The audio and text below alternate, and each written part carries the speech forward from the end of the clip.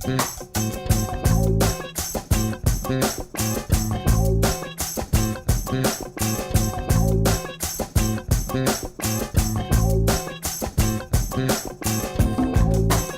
todas as áreas, nós falamos assim, alunos ou profissionais, nós precisamos nos atualizar toda hora, uma formação contínua, repensar as nossas atitudes profissionais. Isso vale também para nós, professores, né? Nós não precisamos dar as mesmas aulas ao longo dos anos.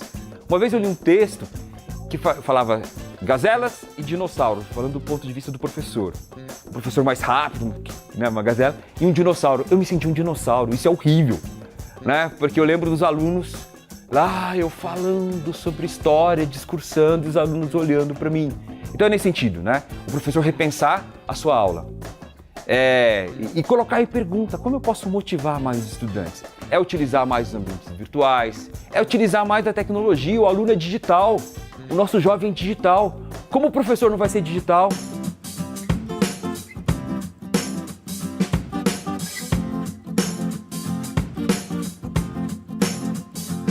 Eu sou formada em Letras pela Universidade de São Paulo, sou mestra em Linguística pela Universidade de São Paulo também e sou especialista em Design Instrucional pelo SENAC.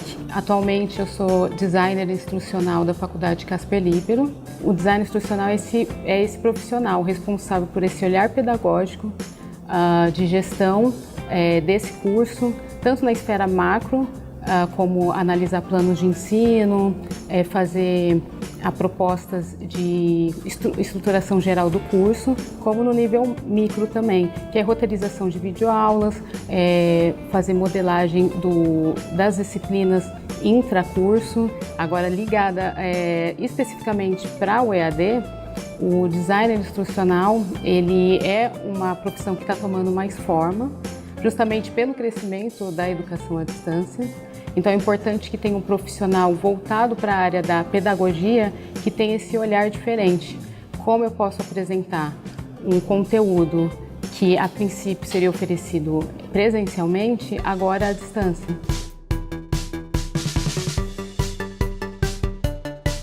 Eu acho que é importante, antes de tudo, a gente entender o que é EAD. Assim como é a modalidade de ensino presencial, o EAD é uma outra modalidade de ensino. No que ela se diferencia?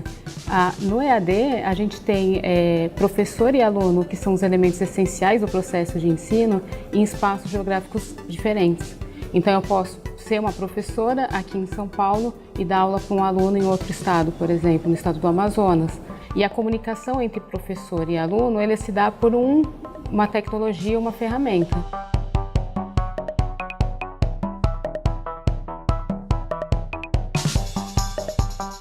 A metodologia do ensino à distância, atualmente, ela está sendo configurada da seguinte forma.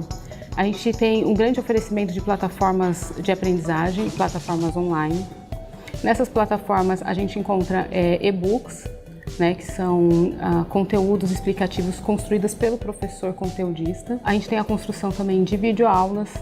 E, em muitos casos, junto com essas videoaulas, a gente tem também oferecimento de objetos de aprendizagem.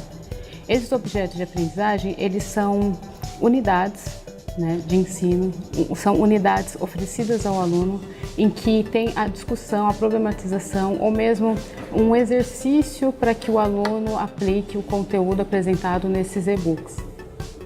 Então, a gente pode ter um game, um infográfico, o que é bom porque como o aluno estuda muitas vezes sozinho, só a leitura pode ficar cansativa. Por exemplo, a gente tem uma disciplina que é direção e audiovisual. Nessa disciplina, o professor está dando direcionamento de como fazer uma direção de um vídeo. E o próprio professor se autodirige. Então isso é interessante, que mostra essa metalinguagem que o professor utiliza. Ele pega o assunto da aula e ele é o agente da própria direção. O objetivo dessa aula é mostrar os erros mais comuns que se cometem nas produções audiovisuais, para que você não faça o mesmo. Vamos ver alguns exemplos? Calma, eu posso ligar. Consuelo, por que fizeste isso comigo? Fora de foco, nem pensar. Aí, a ação. Eu te perseguirei até o inferno! Por que, Consuelo? Por quê? Não pode sair do ponto de luz. Além disso, o que a gente colocou de interessante foi um arco ficcional. Além dele estar inserido nesse contexto dessa metalinguagem, né, ele ensinar a dirigir, sendo ele o próprio dirigido, a gente também tem esse contexto, essa narrativa em que ele participa. Então a gente tem um casal que briga e o professor está no meio dessa briga. O professor não é mais aquele professor que está numa sala de aula falando para os seus alunos com uma lousa, num ambiente mais formal. É um ambiente mais descontraído. Então isso, por exemplo, é um movimento de inovação. O EAD, ele possibilita essa flexibilidade, essa autonomia do aluno, mas também é uma modalidade de ensino que precisa ter uma responsabilização muito importante. Por isso que a gente tem que questionar os oferecimentos de EAD, por exemplo, para ensino fundamental, ensino médio. Como é que a gente vai pensar uma criança que está formando o seu caráter, formando ainda sua rotina de estudo, como é que ela vai estudar em EAD? Se ela ainda não aprendeu nem a estudar, será que a criança está apta, está preparada para estudar numa modalidade que o aluno precisa ser tão autônomo, ele precisa ser o protagonista do seu próprio processo de ensino? Não é à toa que o EAD, ele preconiza, né, ele é especialmente voltado para o adulto. É o que a gente chama de andragogia. A andragogia, ela é o estudo para pessoas adultas, né? Que é diferente da pedagogia, que atua como a modalidade de aprendizagem para as crianças. Então, o EAD é voltado para o adulto. Então, a gente precisa refletir um pouco como é que vai ser oferecido esse EAD para uma criança.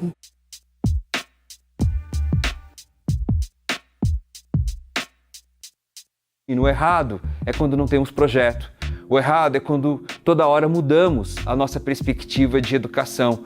O errado é quando nós não olhamos como que o jovem aprende, né? O errado é quando nós não engajamos os estudantes no processo de aprendizado.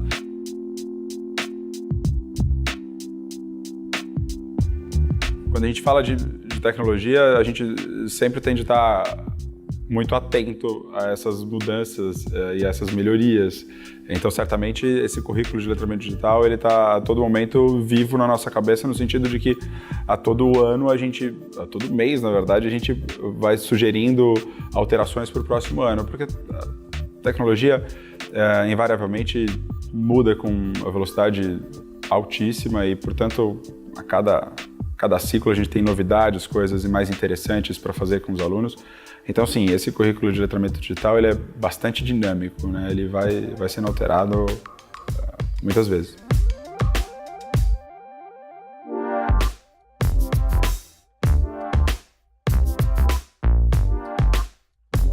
Eu acho que com o avanço da tecnologia, a maior parte dos robôs vão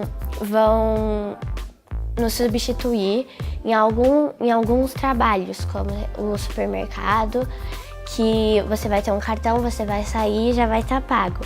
Ou um carro, o carro vai ser autônomo, então não vai ter mais Uber, nem táxi, essas coisas.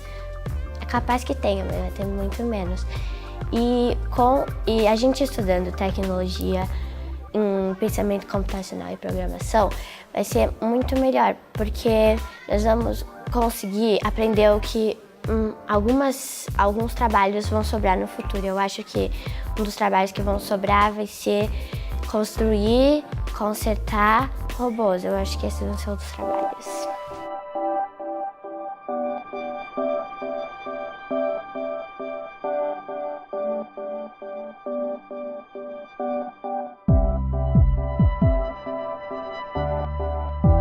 Eu penso que os passos futuros da educação alternativa é ela deixar de ser alternativa, ela passar a ser incorporada como um movimento de educação comum que possa estar pautado em todas as escolas.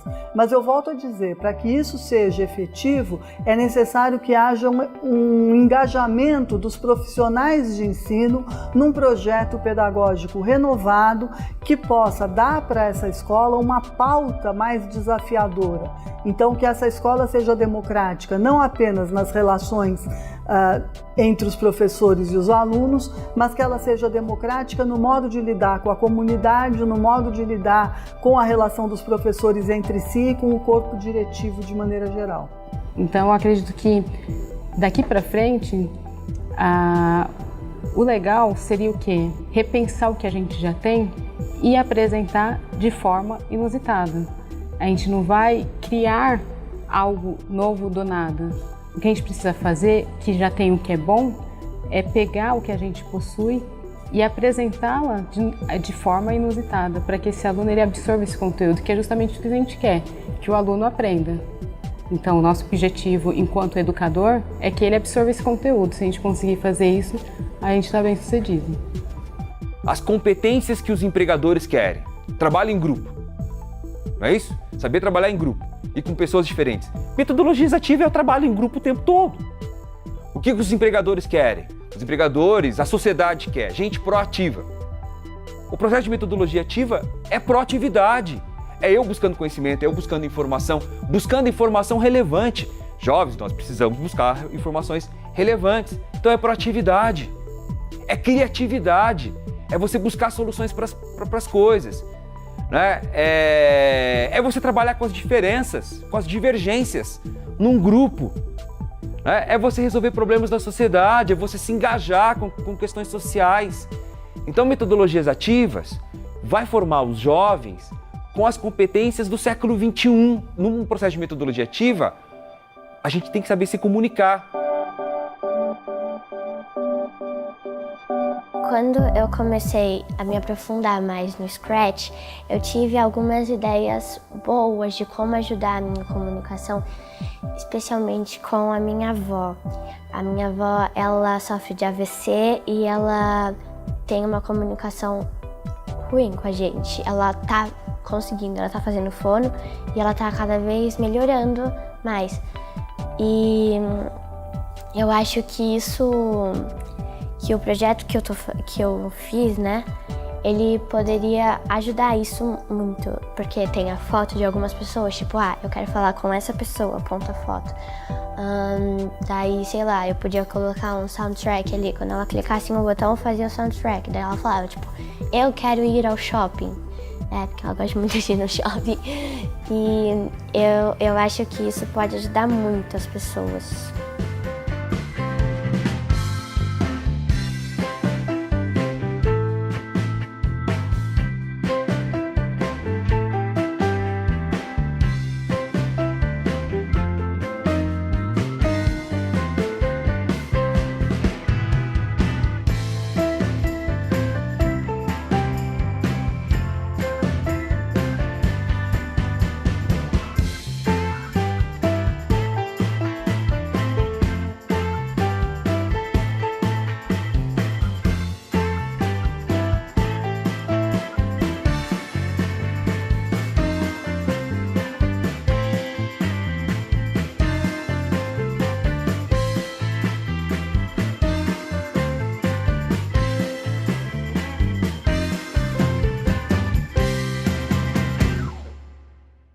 Então, se você gostou desse vídeo e quiser saber mais sobre educação, confere os vídeos aqui do lado, se inscreve aqui no canal da Faculdade Casper Líbero e também compartilha esse vídeo com seus amigos.